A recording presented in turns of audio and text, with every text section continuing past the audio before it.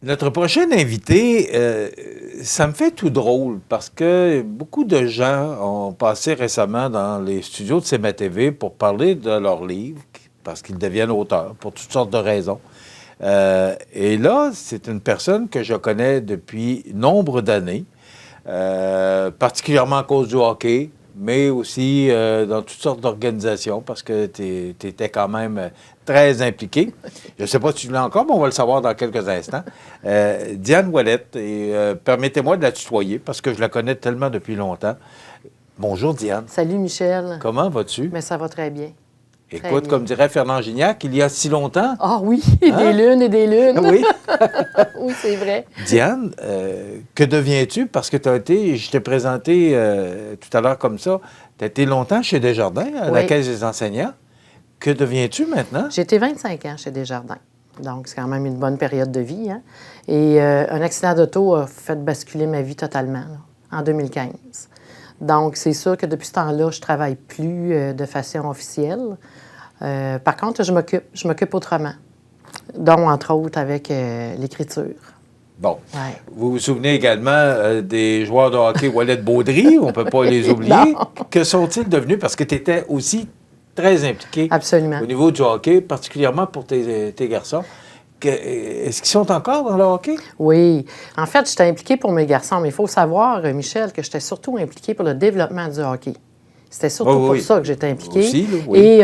Et bon, heureusement pour moi, mes garçons ont pu avoir suffisamment de talent pour avoir accès à ce réseau-là.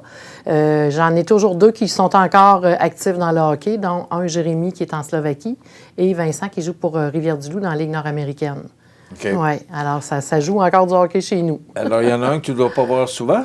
Non, pas très, très, très souvent. Mais on a eu le bonheur d'aller le visiter en début d'année, cette année, là. Donc, c'était vraiment un beau voyage, là. Ouais. OK.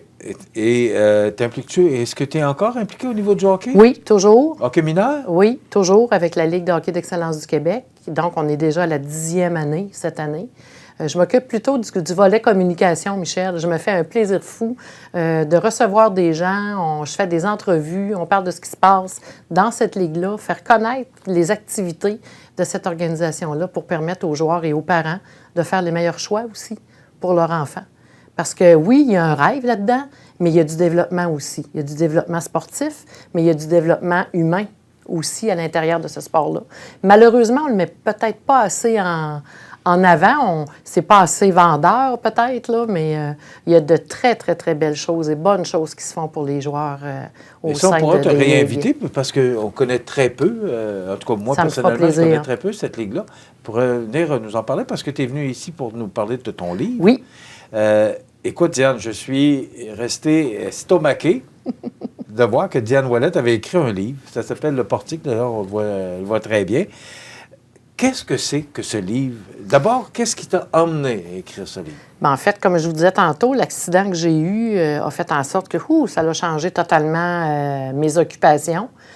Tu l'as très bien dit, j'étais quelqu'un qui était hyper occupé, puis j'aime ça. Je suis quelqu'un qui vit dans l'action. Tu sais, tu as du monde qu'il ne faut pas que ça aille trop vite, mais tu en as d'autres qui sont dans l'action puis aiment ça. Je fais partie de cette catégorie de gens-là.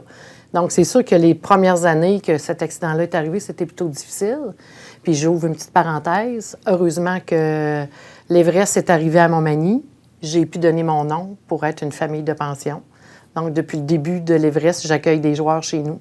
Okay. Alors ça m'a permis de continuer d'avoir de l'énergie puis de suivre la jeunesse aussi, tu sais, parce que là, je suis plus sur le marché du travail. Donc, comment je fais pour rester connectée? Alors, c'était une bonne façon là, pour faire ça aussi, là. Alors, tout ça étant dit, bien, ça a fait que j'ai fait des réflexions. Puis, le livre Le Portique est arrivé quand je suis allée faire des ateliers d'écriture avec Cathy Paradis.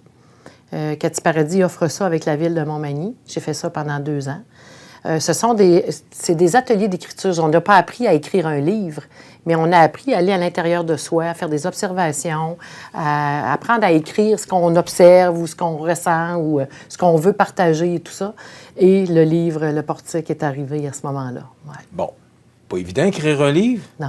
Est-ce que, justement, cette formation-là que tu as suivie t'a aidé à pouvoir mettre sur papier C'était plus le tremplin pour me décider à le faire. Par la suite, j'ai trouvé une coach d'écriture parce qu'effectivement, tout seul, je ne pense pas que je serais arrivée. Parce que ce livre-là est basé sur des faits vécus, évidemment. Donc, c'est important d'avoir quelqu'un qui est complètement la tête hors de l'eau puis qui nous permet de conserver la ligne qu'on s'est donnée pour partager avec le lecteur là, le message qu'on veut partager. Bon, tu parles de faits vécus. Alors, Ouais. qu'est-ce que ça raconte? En fait, Rose... Quel message? Est-ce qu'il y a un message que tu voulais passer? Ou... Ben, tu sais, dans la vie, on a tu sais, si tout le monde s'y mettait, on a toute notre belle histoire à raconter. Ben, belle, excusez, là, belle, bonne, intéressante. Une histoire, oui. On va mettre les mots qu'on Oui. veut là-dessus, là. Et ce qui est arrivé, c'est que je me suis dit, bon, j'ai vécu certaines choses quand j'étais beaucoup plus jeune. Alors, pourquoi que je m'en servirais pas pour aider quelqu'un qui, lui aussi ou elle aussi, est dans un moment de sa vie où ça va moins bien? Hey, écoute, la lumière est au bout du tunnel, puis ça t'appartient, puis c'est en toi.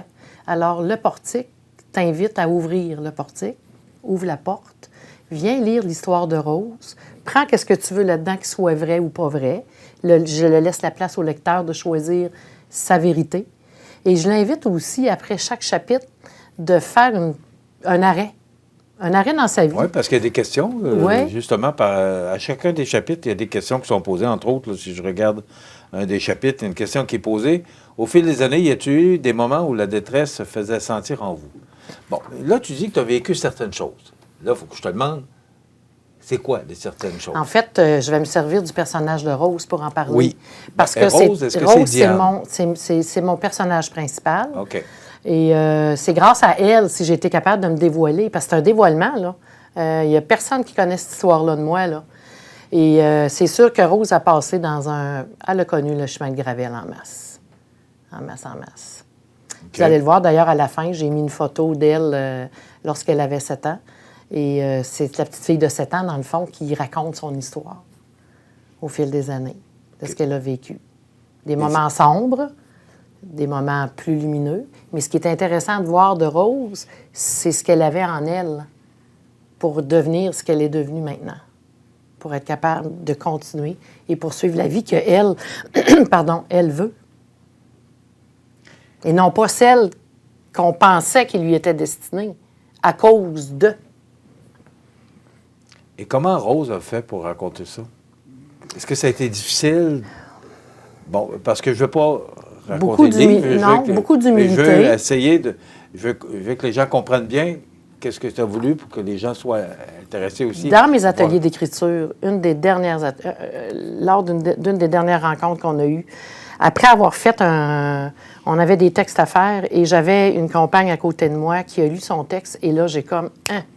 Ah ben ciel, je viens de retrouver ma petite fille. Je l'avais laissée dans le portique. C'est pour ça que ça s'appelle le portique. OK. C'est comme ça. Ça a pris de l'humilité, mais c'était surtout et avant tout, Michel, mon intention derrière l'écriture de ce livre-là. C'est vraiment de partager quelque chose avec les gens. Moi, là, si j'avais eu ça à certains moments de ma vie, ça aurait possiblement été beaucoup plus facile. Parce que les questions qui sont posées, ça ne prend pas 10 heures à y répondre. Là. Tu vois, là, on aurait pu répondre par oui-non, là, ce que tu as dit tantôt. Aussi simple que ça. Après ça, le lecteur, il fait ce qu'il veut avec. Mais on a des forces à l'intérieur de soi qui peut nous amener dans des endroits extraordinaires.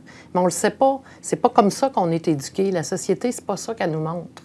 Donc, dans mon livre, j'essaye, du moins, à ma façon, d'amener le lecteur pour trouver les siens, ses trésors, ses forces. Mais les questions, est-ce que c'est pour se remettre en question? Pas nécessairement se remettre en question. Les gens n'aiment pas ça, se remettre trop en question. Hein.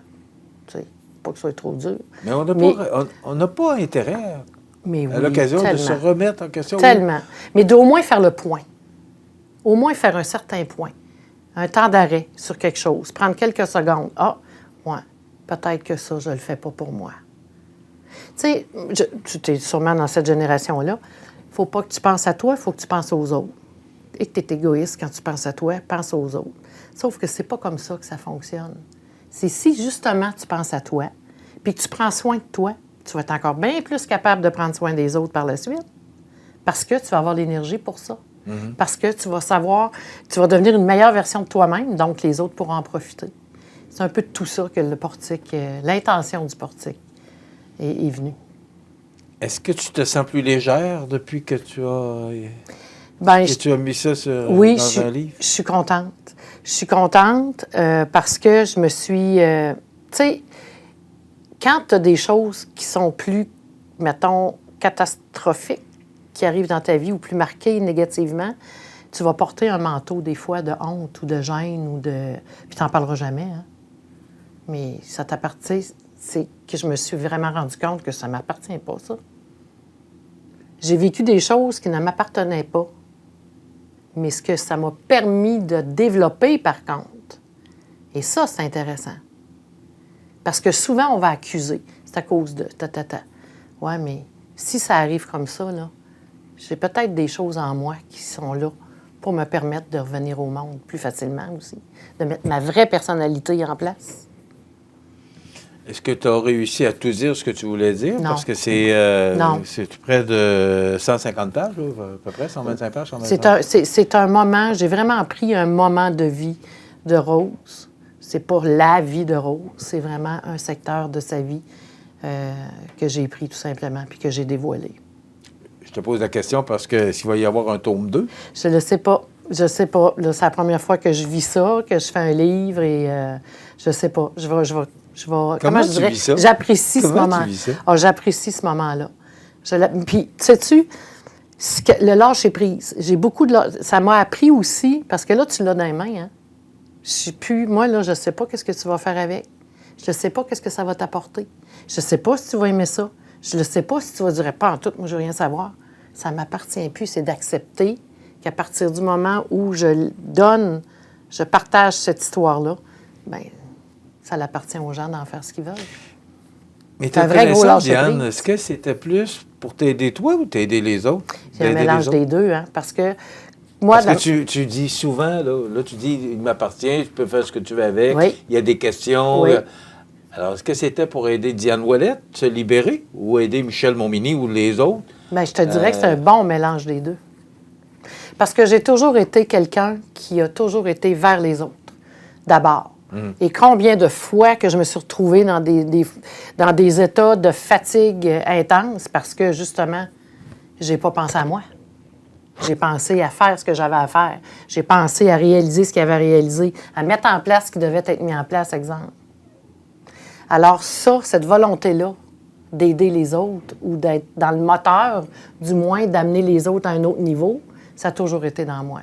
Alors, c'est un mélange des deux. Et c'est sûr que dans mon cœur, à moi, ça me fait du bien d'en parler, de me dévoiler c'est qui, elle.